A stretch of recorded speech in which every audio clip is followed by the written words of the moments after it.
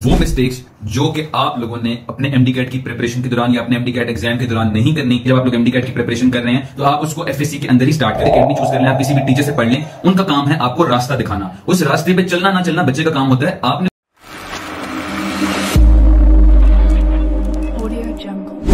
मेरा नाम तलशर ज़िया है और आज की वीडियो में हम लोग डिस्कस करेंगे वो मिस्टेक्स जो कि आप लोगों ने अपने एमडी कैट की प्रिपरेशन के दौरान या अपने एमडी कैट एग्जाम के दौरान नहीं करनी। स्टूडेंट्स इन्हीं पॉइंट्स पे आके मार खा जाते हैं और अपना एडमिशन सिक्योर नहीं कर पाते। आप लोगों ने कोशिश करनी है कि इन चीजों को आपने अवॉइड करना है। पहली बात आ जाती है कि आप लोगों ने अंडरस्टैंड करना है कि what is the difference between FSC and MD CAT. FSC में आपके थ्रू आउट द ईयर आप जिस भी कॉलेज में चले जाएं, आप कोई भी एकेडमी चूज कर लें, तो उसमें आपके किसी न किसी तरह इतने ज्यादा टेस्ट होते रहते हैं, आपकी नॉलेज इतनी स्ट्रांग कर दी जाती है, आपके पास इतना टाइम होता है कि वो सब चीजें आप मेमोराइज कर लेते हैं। एमडी कैट जो है एफएससी से डिफरेंट इसलिए है क्योंकि एमडी कैट ने टेस्ट करना होता है आपके कॉन्सेप्ट्स को, आपकी क्रिटिकल थिंकिंग को, आपकी एप्लीकेशन ऑफ नॉलेज को। लिहाजा बहुत से बच्चे एफएससी इनर्शिया में और एफएससी माइंडसेट में रहते हैं। सबसे पहले तो उनको उससे बाहर निकलने की जरूरत है। जब आपने एफएससी का एग्जाम दे दिया तो आप लोगों को पता होना चाहिए कि एमडी कैट आपसे डिमांड क्या कर रहा है और आपने उस हिसाब से अपनी तैयारी जो है उसको मॉडिफाई करना है। दूसरा पॉइंट आ जाता है कि कभी भी आपने कंप्लीट रिलायंस शो नहीं करनी किसी भी एक टीचर या किसी भी एक एकेडमी पे। बच्चे क्या करते हैं, कोई भी रिसोर्स यूज कर लेते हैं, कोई भी एकेडमी ज्वाइन कर ली, किसी भी टीचर से पढ़ लिया और उनको लगता है कि उनका बस काम हो गया। आपको पता होना चाहिए कि आप कोई भी एकेडमी चूज कर लें, आप किसी भी टीचर से पढ़ लें, उनका काम है आपको रास्ता दिखाना। उस रास्ते पे चलना ना चलना बच्चे का काम होता है। आपने कोशिश करनी है कि वो जो कुछ आपको पढ़ा रहे हैं, आपको जो कुछ बता रहे हैं, आपको जो टिप्स एंड ट्रिक्स बता रहे हैं, आप उनको फॉलो करें। आप बार बार उनसे कंसल्ट करें कि मुझे अब ये मसला आ रहा है, अब आप मुझे गाइड कर दें, अब मुझे ये समझ नहीं आ रहा, आप मुझे गाइड करें। सिर्फ एक इंस्टीट्यूट को ज्वाइन कर लेना, एक टीचर से पढ़ लेना, इसका यह मतलब नहीं है कि सारी रिस्पॉन्सिबिलिटी आपके रिजल्ट की उनके ऊपर डल गई है। अगली बात आ जाती है प्रिपरेशन की। तो प्रिपरेशन आप लोगों ने कोशिश करनी है कि जब आप लोग एमडी कैट की प्रिपरेशन कर रहे हैं तो आप उसको एफएससी के अंदर ही स्टार्ट कर दें। आप लोगों की एफएससी तकरीबन 1 साल का पीरियड होता है अगर फॉर एग्जांपल, उसमें से आप कोशिश करें कि जब आप अपने एफएससी के जो शुरू के जो मंथ्स है, तकरीबन अगर 12 मंथ्स के बाद आपका एफएससी का एग्जाम है तो शुरू के जो 7-8 माह हैं आप एफएससी और एमडी कैट को साथ साथ लेकर चलें। साथ साथ कैसे लेकर चल सकते हैं, आप लोगों को पता होना चाहिए कि एफएससी और एमडी कैट के जो लर्निंग ऑब्जेक्टिव हैं, जो टॉपिक्स हैं, जो बुक है, वो तो सेम है। एफएससी में एमडी कैट में डिफरेंस जो आता है वो आता है कि आपकी क्या चीज टेस्ट की जा रही है और किस तरह के सवाल आएंगे। आप लोगों ने क्या करना है कि जो जो चीज आप एफएससी के लिए पढ़ रहे हैं वही चीज जब आपने अल्टीमेटली एमडी कैट के लिए भी तो वहीं से ही पढ़नी है, वैसे ही पढ़नी है। आप लोगों ने बस ये करना है कि जब कोई चीज एफएससी के लिए पढ़ी है तो आप साथ साथ जो है उसके जो कॉन्सेप्ट्स हैं और जो उसकी प्रैक्टिस है वो एमडी कैट के हिसाब से भी कर लें। रोज का कुछ वक्त निकाल लें, जो टॉपिक आपका कॉलेज या एकेडमी में टेस्ट हो रहा है आप जो है उसको एमडी कैट के हिसाब से भी एक दफा रीड कर लें, कॉन्सेप्ट्स बिल्ड कर लें, प्रैक्टिस कर लें, ताकि आपकी प्रिपरेशन जो है साथ साथ चलती रहे। आपको पता हो कि एमडी कैट में कैसे सवाल आते हैं, आपसे एक्सपेक्ट क्या किया जाता है, आपने उनको सॉल्व कैसे करना है। और अगर आपके कॉन्सेप्ट्स क्लियर होंगे तो आप यकीन करें कि आपकी एफएससी की प्रिपरेशन भी इनहांस हो जाएगी और इजी भी हो जाएगी आपके लिए। क्या आप भी एमडी कैट में एमसीक्यूज गलत होने की वजह से परेशान हैं जी? तो आप लोगों के लिए मैं एक बड़ी ही बेहतरीन एप्लीकेशन लेकर आया हूं जी, जिसका नाम है जी मकसद एप्लीकेशन। इस एप्लीकेशन को आप लोगों ने जी डिस्क्रिप्शन में लिंक होगा जी, वहां जाके डाउनलोड करें। इसमें आपको एमडी कैट के बेतहाशा एमसीक्यूज मिलेंगे, टॉपिक वाइज टेस्ट और क्विजेज मिलेंगे, आपको एमसीक्यूज के जो है वो विद एक्सप्लेनेशन जो है वो आंसर्स मिलेंगे और आप लोगों की जो है वो लाइव लेक्चर्स के साथ साथ आपको नोट्स भी प्रोवाइड किए जाएंगे। तो अगर आप लोगों को ये एप्लीकेशन पसंद आए तो आप लोग इनका जो एमडी कैट का बंडल है वो मेरा कोड हमजा अशरफ यूज करके बाय कर सकते हैं, ताकि आप लोगों के जितने भी एमडी कैट और एफएससी रिलेटेड जो प्रॉब्लम्स हैं वो सॉल्व हो सकें। डॉक्टर हमजा अशरफ। इसके अलावा आप लोगों ने एक और जो चीज जिसका ख्याल रखना है और वो ये है, आपको पता होना चाहिए कि तमाम बच्चों के पास बुक्स सेम हैं, इंस्टीट्यूट्स सेम हैं, एकेडमीज सेम है, लेकिन सब बराबर स्कोर नहीं करते। वो क्या डिफरेंट है, जो टॉपर्स, जो वो बच्चे जो एडमिशन सिक्योर कर लेते हैं वो डिफरेंट कर रहे हैं एज कंपेयर टू दोज जो एडमिशन सिक्योर कर नहीं पाते, जबकि सारा कुछ मटेरियल, टाइम और सारा कुछ सेम है। इसका बताने का मकसद ये है अगेन कि कोई एकेडमी ज्वाइन कर लेना या कोई किसी टीचर से पढ़ लेना कोई स्ट्रेटजी नहीं होती। स्ट्रेटजी वो है जो उसके बाद आपने खुद बनानी होती है। फॉर एग्जांपल, जब आपने अपनी रूटीन सेट करनी है, दो चीजें याद रखिएगा।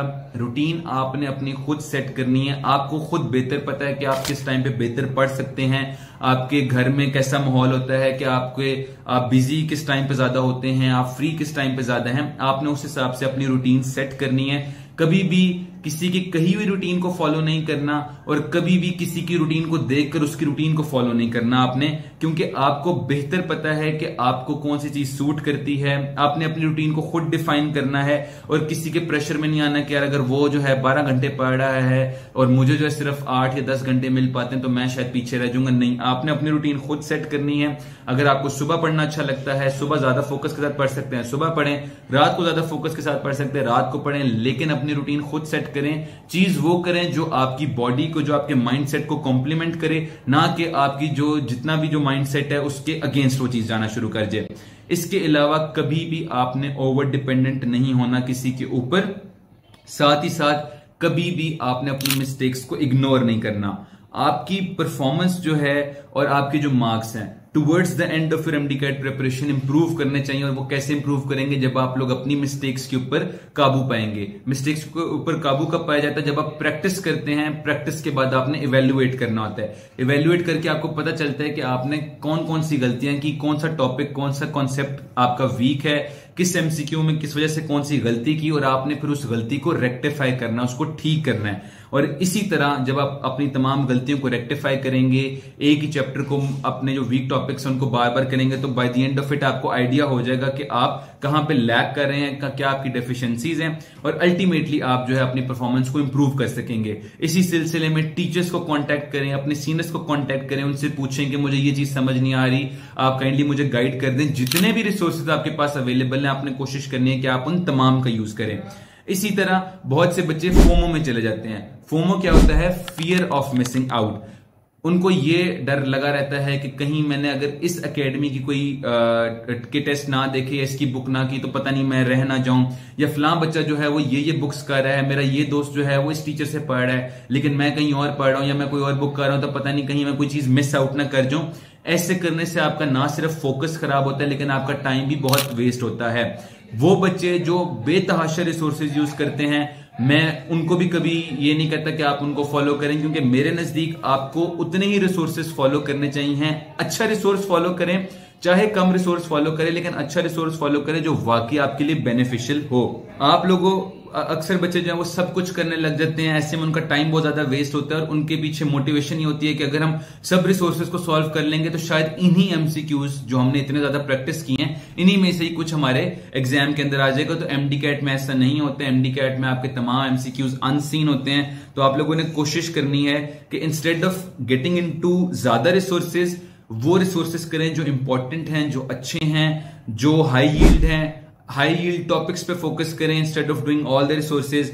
इसी तरह आप लोगों ने अपनी जितनी भी शॉर्ट कमिंग्स हैं उनको रेक्टिफाई करना है। वीक टॉपिक्स हैं, वीक कॉन्सेप्ट्स हैं, ज्यादा टाइम उन पे इन्वेस्ट करना है। बच्चे क्या करते हैं कि उनका फोकस होता है कि पूरा सिलेबस बार बार करना है।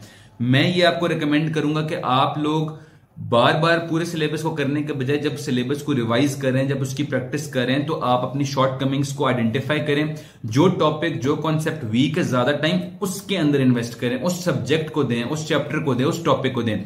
इसी तरह बहुत से बच्चों का ये मानना होता है कि जी हम पहले सारी प्रिपरेशन करेंगे फिर प्रैक्टिस करेंगे। एक और बच्चों के जो स्ट्रेटेजी होती है वो ये होती है कि हम पहले एक सब्जेक्ट को करेंगे, फिर दूसरा सब्जेक्ट करेंगे, फिर तीसरा सब्जेक्ट करेंगे। मेरे नजदीक ये दोनों स्ट्रेटेजीज एमडी कैट के लिए सूटेबल नहीं है। सब चैप्टर्स, सब सब्जेक्ट्स को आप लोग साथ साथ लेकर चलें और प्रैक्टिस और अपनी प्रिपरेशन को भी बैलेंस करके चले और साथ साथ लेकर चले, तो मेरा ख्याल है कि आप लोग अच्छा परफॉर्म कर सकते हैं अपने एमडी कैट एग्जाम के अंदर।